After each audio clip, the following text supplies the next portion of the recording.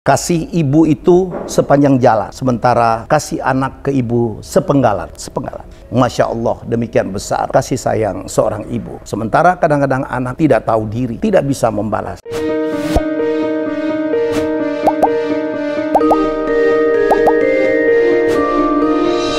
Ya, saya akan cerita satu hal.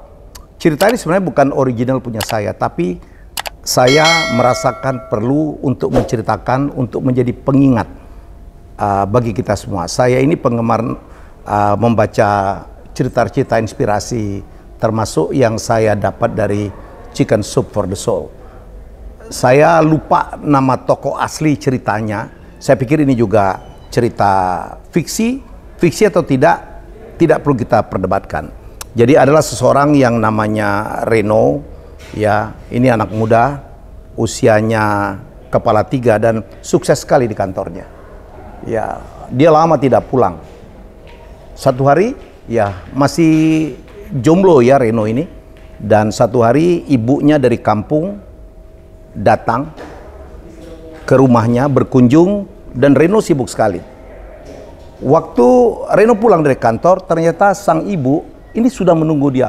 "Hai Reno, kamu udah pulang. Hai nak, ibu bangga banget dengan kamu." Waktu itu sekitar jam 5 sore. Ya, Reno tinggal di sebuah perumahan mewah di daerah selatan Jakarta. Dan ibunya bertanya, Reno, itu burung apa?" Ternyata di luar ada satu sangkar burung dengan burung murai di dalamnya. Reno mengatakan, "Murai, Bu." "Ya, ibu gimana?" kata Reno. "Ya, apa sehat ibu?" "Sehat." "Ibu bangga banget." Reno, itu burung apa?" "Murai, Bu," gitu.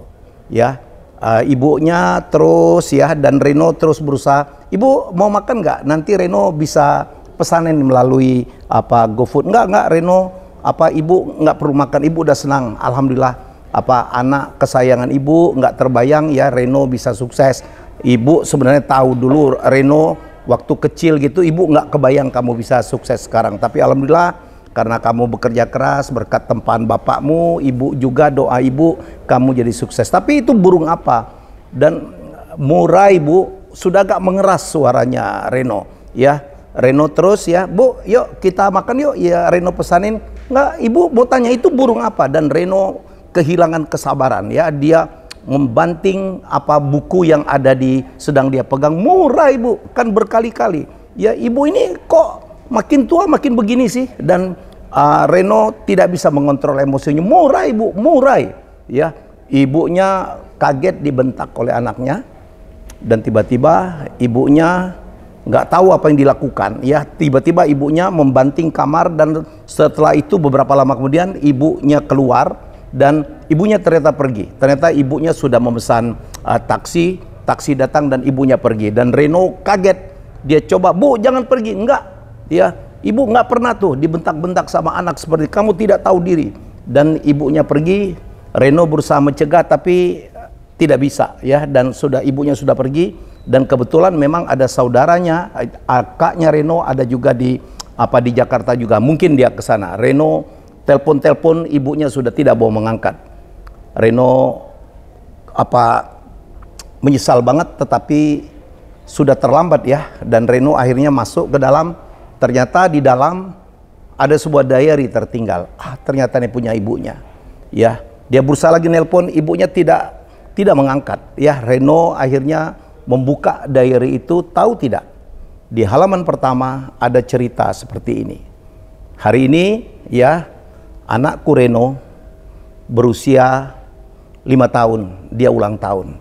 Dan hadiah yang terbesar ya bagi kami adalah Reno sudah bisa bicara." Ternyata Reno tuh waktu kecil kesulitan bicara. Tidak ada kata-kata yang bisa dia sampaikan secara baik. Dan tahu tidak, pada hari itu ya, kalimat pertama yang disampaikan oleh Reno itu adalah pertanyaan kepada bapaknya. "Ayah, itu burung apa?" Ya, jadi dan bapaknya dan sang ibu senang sekali. Kami berdua senang ya. Ayahnya dan ibu senang sekali karena Reno sudah bisa bicara. Dan kami menjawab, "Itu murai, Nak." Berulang-ulang Reno hanya bisa bertanya, "Itu burung apa? Itu burung apa?" Berkali-kali pula kedua orang tua ini ya, ayah dan ibunya, mama ya, ibu dan bapak senang sekali karena ternyata anakku tidak mempunyai persoalan dalam berbicara. Barangkali lebih dari 17 kali setiap hari, ya, Reno bertanya hal yang sama. Ayah, ibu, itu burung apa? Dan setiap kali Reno bertanya, ya, ayah dan ibunya itu dengan senang hati menyatakan dengan riang gembira, itu Murai. Mendengarkan cerita itu, Reno menangis, ya, terbayang. Baru 4 kali sang ibu bertanya itu burung apa dan dia udah emosi. Bayangkan, ratusan kali Reno bertanya hal yang sama dan mendatangkan kegembiraan yang luar biasa. Teman-teman, moral of the story itulah yang sering terjadi. Pepatah lama mengatakan, ya, kasih ibu itu sepanjang jalan, sementara kasih anak ke ibu sepenggalan. Begitu luasnya, ya, kasih sayang ibu dan tidak ada hitungan. Itulah sebabnya kita dulu banyak sekali perempuan bahwa sorga itu ada di bawah telapak kaki ibu. Begitu mulia.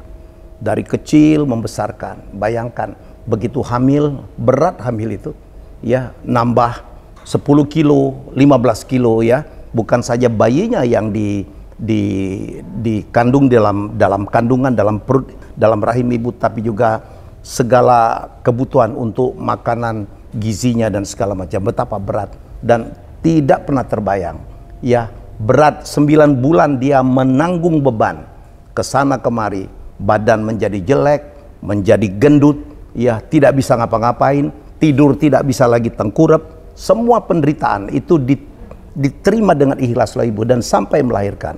Melahirkan itu adalah perjuangan antara hidup dan mati.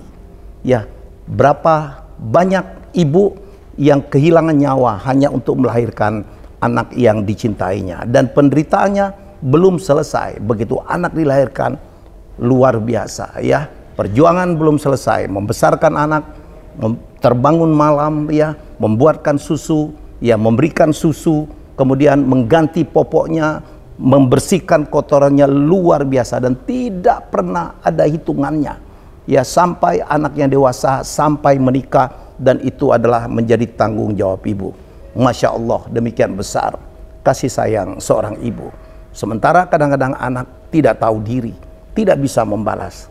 Teman-teman, saya tidak beruntung karena waktu saya sukses, ibu saya sudah tidak ada, ayah juga sudah tidak ada. Mumpung ibunya masih ada, ucapkanlah terima kasih sama ibu. Ya, sampaikanlah permintaan maaf. Pasti kita punya salah. Sekali lagi, itu yang ingin saya ceritakan dalam konten saya kali ini. Ya, semoga ini menjadi inspirasi. Dan ingat ya, saya pernah membuat konten rahasia sukses dari Lekasing. Ada 3 investasi. Investasi yang selalu menguntungkan. 1, investasi belajar, untuk menambah ilmu. 2, investasi untuk beramal, to give and to receive. Makin banyak Anda beramal, makin banyak yang Anda akan terima. Yang ketiga, ini yang paling hebat, ya, investasi berbakti, membahagiakan ibu, membalas kasih sayang, penderitaan, pengorbanan ibu. Insya Allah berkah. Dan saya menjadi saksi, semua orang sukses di dunia ini yang saya terima, semuanya mempunyai bakti yang luar biasa kepada ibu. Lakukanlah selagi sempat. Terima kasih sudah menonton Helmi Bicara. Jangan lupa untuk like, komen, share, dan subscribe.